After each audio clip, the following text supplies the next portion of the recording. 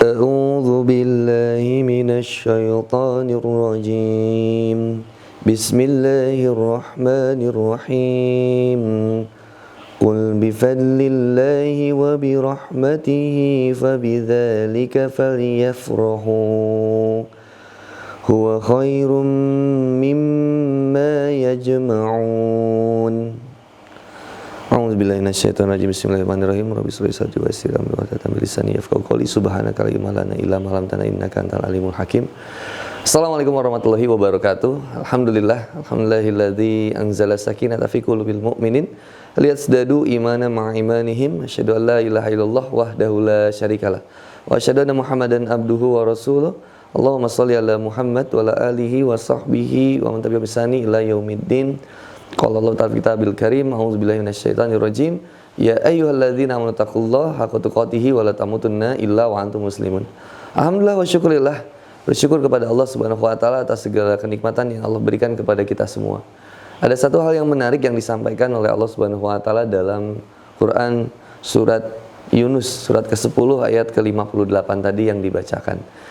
Sebenarnya apa sih indikator kebahagiaan manusia atau nikmat yang paling terbesar bagi manusia? Seandainya sebuah ketenaran atau kepopularitasan merupakan adalah puncak kebahagiaan yang tertinggi atau nikmat yang paling besar, tentunya seseorang yang terkenal itu tidak akan mengakhiri hidupnya. Seandainya kekayaan merupakan kenikmatan yang paling besar dan juga kebahagiaan yang paling besar, tentulah tidak akan ada orang kaya yang kemudian bunuh diri. Seandainya kenikmatan yang paling besar dan kebahagiaan yang paling besar adalah berkuasa di muka bumi ini, maka sesungguhnya tidak akan ada pemimpin yang kemudian justru mengakhiri hidupnya dengan bunuh diri. Maka sebenarnya apa sih kenikmatan yang paling besar? Dan apa kebahagiaan yang paling besar yang sebenarnya manusia itu harus kemudian rasakan dan menjadi kenikmatan yang paling abadi? Ternyata Allah Subhanahu wa taala menyampaikan, katakanlah Muhammad, dengan karunia Allah dan rahmatnya, hendaklah dengan itu mereka bergembira. Itu lebih baik daripada apa yang mereka kumpulkan. Ternyata dari sini kita kemudian mendapatkan bahwa perjalanan hidup manusia dari kemudian dia dilahirkan, tumbuh, kembang, remaja, dan kemudian menjadi dewasa, dengan sempurna akalnya mereka memiliki beberapa potensi. Salah satunya adalah potensi intelektual dan juga potensi spiritual. Mereka memiliki akal untuk kemudian mencari informasi tentang kebenaran yang ada. Dan kebenaran itu mutlak, al-haqqu min rabbik. Standar benar itu datangnya dari Allah Subhanahu wa taala. Dan dalam pencarian manusia itu senantiasa kemudian dihadapkan dengan segala peristiwa kejadian yang kemudian membuat mereka berpikir dan merasakan sesuatu.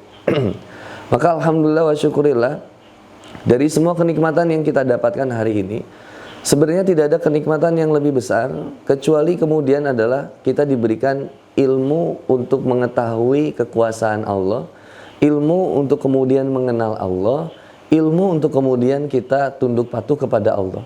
Dan juga kita bersyukur nikmat yang paling besar yang kita dapatkan adalah dengan rahmatnya. Apa yang dimaksud dengan rahmatnya? Ibnu Abbas radhiyallahu anhu itu pernah menyampaikan bahwa rahmatnya yang dimaksud adalah datangnya atau dihadirkannya Nabi Muhammad SAW. Maka itu pun yang disampaikan oleh Nabi Muhammad SAW kepada kita semua, bahwa aku adalah rahmat yang datang dari Allah sebagai hadiah bagi kalian. Maka luar biasa kebahagiaan kita dunia dan akhirat itu ditentukan tentang bagaimana kita mampu mengenal Allah Subhanahu wa taala, mampu mengikuti perintah Allah, mampu menjalankan perintah Allah dan menjauhi larangan Allah. Dan juga kita bisa senantiasa mengikuti Rasulullah SAW untuk sampai kepada ridho Allah. Ulama salaf mengatakan bahwa amalan itu akan ditanya dua hal. Mengapa dikerjakan dan bagaimana dikerjakannya. Mengapa dikerjakan itu jawabannya ternyata cuma satu, yaitu tujuan Allah. Mengapa dikerjakan sebuah amalan? Karena Allah. Ikhlas karena Allah. Sedangkan pertanyaan yang kedua, bagaimana dikerjakannya, itu terkait tentang ittiba atau senantiasa mengikuti Rasulullah Muhammad SAW. Teman-teman kalau misalkan memiliki sebuah handphone, teman-teman beli handphone, pasti teman-teman itu nggak akan langsung membaca manual booknya, karena kita tuh punya kendala malas baca. maka kita pasti akan berusaha mencari seseorang yang memang sudah biasa mempergunakan handphone atau pernah menggunakan handphone itu. Lalu kemudian kita akan nanya kepada mereka tentang bagaimana operasional handphone ini, bagaimana ngecas, bagaimana mendownload ini, menginstal ini, dan lain-lain sebagainya. Maka itu juga yang terjadi dalam kehidupan manusia. Dari zaman Nabi Adam alaihissalam sampai dengan Nabi Muhammad SAW, Allah selalu hadirkan manusia yang terbaik yang dipilih oleh Allah untuk menjadi suri tauladan.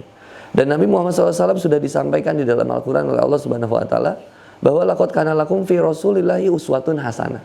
Maka kita diajak untuk senantiasa semampunya, sebaik-baiknya untuk senantiasa mengikuti apa yang dilakukan oleh Rasulullah Muhammad SAW. Dan itu pun yang suka kita baca dalam setiap sholat kita. Ketika kita mengatakan, ya Allah, siratal ladzina an'amta alaihim ghairil maghdubi alaihim waladdallin. Amin.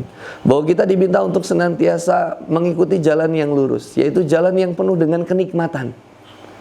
Dan nikmat yang besar ini dimaksudkan oleh Allah di Quran surat An-Nisa ayat 69. Minan nabiyyin wasiddiqin wasyuhada'i wassolihin.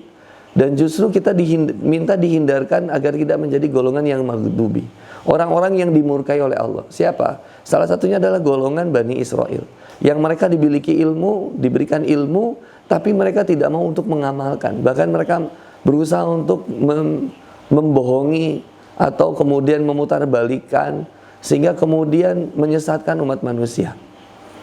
Dan kita juga meminta kepada Allah agar kita tidak termasuk golongan yang dolin, yaitu orang-orang yang tersesat, yaitu kaum Nasrani, yang mereka beramal tapi tanpa mau berilmu. Nah, ini yang kemudian jadi peringatan bagi kita, bahwa kita harus merasakan nikmat iman dan Islam itu adalah nikmat yang paling besar. Karena ini merupakan sebuah karunia dari Allah, bahwa iman dan Islam ini, faman yuridillahu ayyahdiyahu yasrah sadrahu lil Islam. Atas kehendak dari Allah ditanamkannya kemudian ilmu pemahaman kepada kita, agar kita mengetahui apa yang halal dan apa yang haram, apa yang diperbolehkan dan apa yang tidak diperbolehkan. Bayangkan seandainya teman-teman itu memiliki, mohon maaf, seorang pembantu di rumah. Lalu teman-teman itu memiliki sebuah aturan di rumah tersebut dan meminta kemudian pembantu untuk mengerjakan tugasnya. Misalkan ditugaskan untuk menyapu rumah, membersihkan halaman, atau membeli sesuatu bahan baku untuk ke pasar misalkan. Tapi ternyata jawaban pembantunya, maaf Doro, saya lagi main TikTok, gak bisa. Maaf Doro, jangan suruh saya lagi gak mau disuruh. Jangan atur hidup saya. Kebayang pasti kita akan memecat pembantu itu, karena tidak sesuai dengan apa yang kemudian kita perintahkan. Dan ketika dilarang sesuatu pun malah pembantu ini kemudian melakukan apa yang dilarang sama kita. Pastilah kita akan murka. Bayangkan Allah Subhanahu Wa Taala menciptakan manusia dengan segala potensi yang diberikan oleh Allah kepada kita semua, juga rizki yang besar kepada kita semua, tapi kita tidak mau untuk turut serta mengikuti perintah Allah, bahkan gak mau untuk kemudian menjauhi larangan-larangan dari Allah Subhanahu Wa Taala. Maka sebenarnya kebahagiaan seseorang itu tergantung dari seberapa besar cintanya kepada Allah Subhanahu Wa Taala, dan seberapa besar cintanya kepada Allah Subhanahu Wa Taala tergantung dari sebagaimana mereka mencintai Rasulullah Muhammad Sallallahu Alaihi Wasallam. Maka ini menjadi poin terpenting buat kita seandainya kita ingin mengatakan saya bahagia.